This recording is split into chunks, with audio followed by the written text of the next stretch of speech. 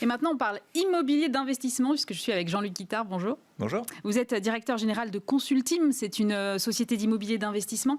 Alors après le confinement, pendant le confinement, on a entendu un peu tout et n'importe quoi sur l'immobilier, notamment sur l'immobilier d'investissement. Alors quel bilan est-ce que vous tirez de 2020 ? 2020, année exceptionnelle, on va dire, en ce sens qu'on n'avait rien prévu. Le marché ne s'est pas totalement effondré. Premier confinement, forte baisse d'activité, fermeture des notaires notamment, donc on ne peut plus signer d'actes, etc. Ouais. Reprise assez forte jusqu'au mois d'août. Ouais. Avec une espèce de marché qui s'était contenu finalement. Un mois de septembre, octobre qui démarre très bien, puis un deuxième confinement qui ralentit à nouveau. Nous, ça se traduit par une baisse d'activité autour d'une vingtaine de pourcents, mais toujours beaucoup de demandes, toujours beaucoup d'activités, beaucoup de questions, beaucoup d'incompréhension, dans un monde où il y a plus d'épargne, incontestablement, dans un monde où il y a une espèce de chimère, crainte inflationniste non avérée. Non vérifiée en tout cas à ce stade. Mais qui fait dire à beaucoup de gens, l'immobilier, finalement, c'est assez adverse à l'inflation. Enfin, ça peut traverser un peu l'inflation, un peu plus facilement. Donc une demande que je qualifierais d'assez forte, que les circonstances ne permettent pas toujours de satisfaire. D'accord. Alors, c'est vrai que l'immobilier... Je me posais la question de l'attractivité, parce que comme vous le dites, en général, c'est quand même un placement attractif, c'est la sécurité, c'est la pierre, tout ça. Bon, est-ce que c'est toujours le cas aujourd'hui ? Parce que, comme vous le disiez, il y a cette espèce de spectre d'un potentiel retour de l'inflation. Et puis, on voit aussi qu'il y a beaucoup de particuliers, d'épargnants qui sont revenus en bourse à un moment. Donc, souvent, on se dit, ceux qui mettent en bourse ne mettent pas forcément sur l'IMO, quoi. Alors, arbitrage, forcément beaucoup d'arbitrage avec des périodes. Beaucoup de gens qui vont en bourse post-premier confinement, disant ça a tellement baissé que ça va remonter. Ouais. Pas faux d'ailleurs. Ça marche plutôt bien. Voilà. Ouais. Mais on est plutôt dans une logique, je vais dire, c'est presque un jeu. C'est devenu un peu un jeu. C'est-à-dire qu'on a des comportements de je cherche à faire un gain immédiat, mais on a quitté, je trouve, en bourse la zone d'investissement de très long terme, de vision autour de je prépare ma retraite, etc. On est vraiment dans des choses très opportunistes. Ça existe. Ouais. Après, tout le monde de l'assurance-vie, il y a une espèce de tendance à la baisse parce que les États émettent beaucoup de dettes. Il y a beaucoup de dettes d'État qui va dans les... Non, puis l'assurance vie, si on est placé en fonds euros, c'est pas non plus dingue. Les taux de rentabilité sont pas très bons. Donc là, on a vu d'ailleurs une décollecte. Le bilan 2020, c'est celui-ci. Donc reste l'immobilier, finalement. C'est pas par défaut, mais un immobilier sur lequel, pour moi, il y a maintenant une acuité beaucoup plus forte. On essaye de comprendre parce qu'on parle de bureaux, on parle de commerce, on parle de résidentiel, on parle d'immobilier géré. Je trouve que, les Français, mais les investisseurs d'une manière générale, rentrent dans une zone de recherche plus forte, d'une compréhension, d'une forme de confort sur ce qu'ils achètent, pourquoi ils l'achètent, de stratégie, de réflexion, d'allocation de ce qu'ils vont pouvoir faire. Donc je pense que ça va augmenter l'acuité, mais l'immobilier reste le sujet. Enfin, en France, on est amoureux de l'immobilier. Enfin, je ne sais pas si je peux le dire comme ça, c'est peut-être un peu fort, mais on a un goût immodéré pour cette chose immobilière, cette propriété ou cet immobilier d'investissement locatif. Donc, il est toujours là, mais je trouve que l'acuité augmente. Mais c'est plutôt bon signe que l'acuité augmente. Ça veut dire finalement, l'acheteur, c'est ce qu'il veut, quoi. L'acheteur, c'est ce qu'il veut, et donc le producteur, le commercialisateur va adapter finalement son offre dans une espèce de système qui est un peu reverse en fait. C'est-à-dire qu'on va chercher sans doute beaucoup plus près les besoins du client que jusque-là où on avait une logique. L'immobilier, c'est une logique, je produis, je mets finalement sur le terrain, quoi, finalement, et ensuite je vends. Je crois que là, il y a un vrai sujet de remontée de la chaîne de valeur et d'exigence, mais qui est tout à fait légitime des investisseurs. Et puis vous restez quand même servi par un environnement de taux bas qui fait que ça reste assez simple, entre guillemets, d'emprunter, quoi, aujourd'hui. Absolument. Il y a quelques petites mesures qui freinent un peu ce qu'on peut comprendre sans doute, mais qui en même temps sont des mesures macro. Donc en fait, on ne sait pas du coup bien en mesurer encore les effets micro, mais ça va bloquer des logiques d'investissement. Là, on est quand même dans un pays qui va devoir sortir de la crise. Sortir de la crise, c'est quand même de l'investissement, de l'ambition, de la confiance, voir un peu loin. C'est pas de la restriction. C'est ça aujourd'hui. Il y a un moment, je ne sais pas vous dire quand malheureusement, mais il y a un moment où la crise sera terminée, en tout cas où elle sera derrière nous. Et cette sortie de crise, il ne faut pas la louper. Oui, c'est ce que tout le monde dit. Et d'ailleurs, on a vu les chiffres de l'investissement les perspectives d'investissement ne sont pas si mauvaises que ça, quoi. Il faut quand même le dire. Bon, vous avez alerté quand même il n'y a pas longtemps sur les exploitants des résidences touristiques et des bailleurs à la montagne, parce que c'est vrai qu'il y a une saison blanche en ce moment. Quels sont les risques aujourd'hui qui pèsent sur ce secteur ? Moi, j'ai envie de comprendre ce qui se passe sur ce marché. Alors, 2020, premier choc qui se passe au printemps.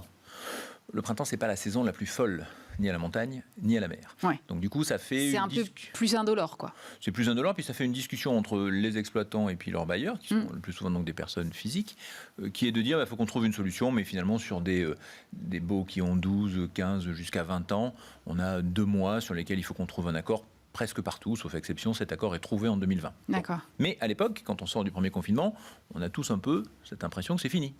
Et d'ailleurs, au mois d'août, au mois de juillet, au mois d'août, les réservations explosent et la saison est exceptionnelle. Enfin, je crois que c'est une saison des meilleures qui est. Et tout le monde est resté en France, de fait. Voilà, en France, ça c'est sûr, mais quand même, il y a une espèce de. On voit que le secteur est ultra résilient, beaucoup plus d'ailleurs que ce qu'on a pu penser quelques mois plus tôt.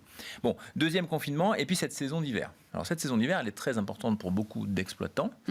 Et là, on rentre dans une zone où pas du tout de clients, pas de remontée mécanique, aucune activité en station, enfin ce qu'on vit aujourd'hui, égale grosse difficulté à payer les loyers. Donc c'est le deuxième épisode, et sur ce deuxième épisode, et le groupe Consultime a pris la parole à ce propos, il nous semble qu'il faut que l'État, comme il l'a fait, et merci beaucoup, pour beaucoup de secteurs, ait un rôle pour protéger ses épargnants, parce que finalement, le bailleur, c'est un épargnant qui n'a pas son loyer du fait de l'exploitant, et bien qu'on rentre dans cette zone des aides qui vont permettre de ne pas perdre un secteur qui aujourd'hui est très structuré avec une logique de lishos, c'est-à-dire on a des lishos, c'est-à-dire qu'on a des exploitants qui drainent une population. Le lit froid, c'est une somme d'individus qui louent ou pas leur lit. Et donc on sait qu'il y a eu un débat historique, il y a eu un très fort investissement à la montagne pour avoir cette capacité hôtelière et para-hôtelière.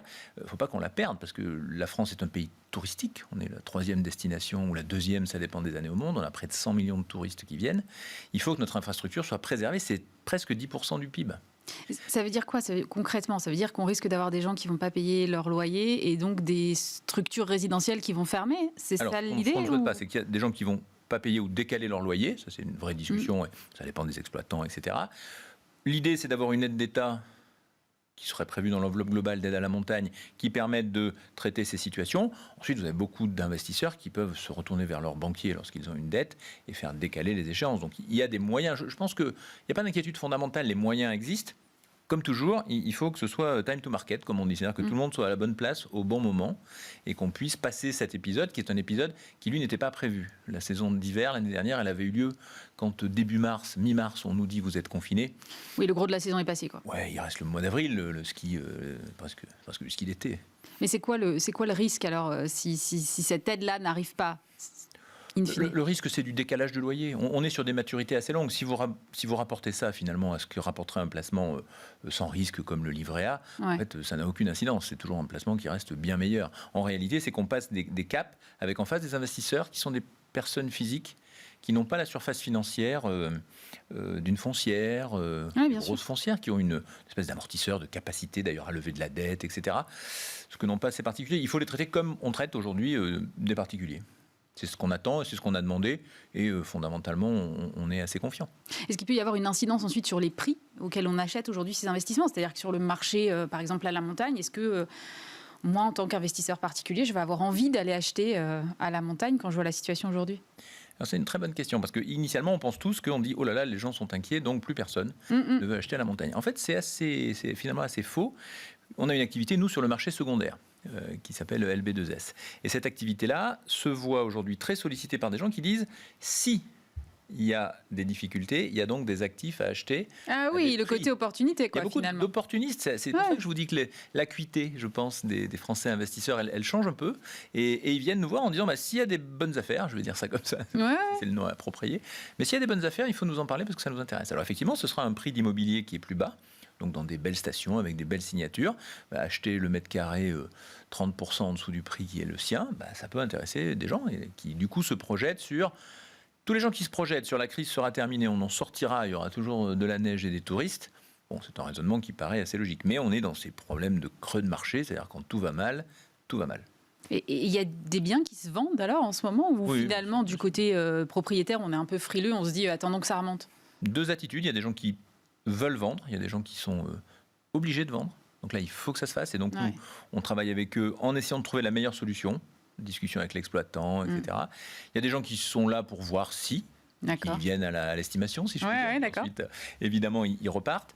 Et puis ensuite, vous avez des gens de l'autre côté, très opportunistes, qui disent, moi, à partir de tant au mètre carré à tel endroit, faites-moi signe, je regarde. Donc, ça reste un marché. Paradoxalement, on pense que tout s'arrête, parce qu'on se dit, oulala. En fait, pas du tout. Ça continue, mais on s'adapte. La demande s'adapte, l'offre s'adapte, et nous qui sommes intermédiaires finalement au milieu, on adapte nos approches. Et comment est-ce que vous voyez cette année 2021 alors au global? J'espère que ce sera la sortie de crise, ça je le souhaite. Je crois qu'on espère tous. Ardemment. Comment je la vois? Je pense Comme on a fini 2021, nos relations, par exemple, avec nos partenaires ou nos clients ont changé. Elles n'auraient sans doute pas changé, mais on est passé en visio, en digital, on envoie des choses beaucoup plus animées, des présentations. Enfin, et vos clients, ils comprennent ça? Écoutez, ça devient naturel. Faire un achat immobilier sans visiter un bien, je vous aurais dit ça il y a quelques années, tout le monde aurait dit, bon, ils sont gentils, mais enfin, ils ont un peu perdu la tête. Je crois qu'on y est, je crois qu'on est dans de la virtualisation, on est dans des éléments de confiance. Il va falloir apporter des éléments de confort sur quelque chose que je ne vois pas, donc jusqu'où on peut aller dans le confort. Il y a sans doute des métiers à inventer, des garanties à apporter, c'est des choses, nous, auxquelles on réfléchit beaucoup. Donc, on est dans un monde qui change, bon, on n'a pas décidé le changement.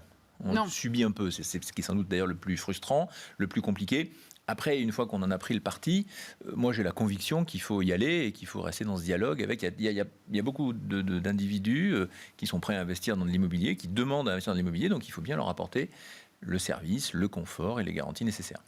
Ça accélère finalement peut-être une digitalisation qui était déjà en marche dans votre métier de toute façon? Incontestablement. La seule chose, c'est que quand on la pense, quand on la travaille, etc., on est lent, mais on est sûr de nous, on fait des pas d'éléphant finalement, un peu comme ça.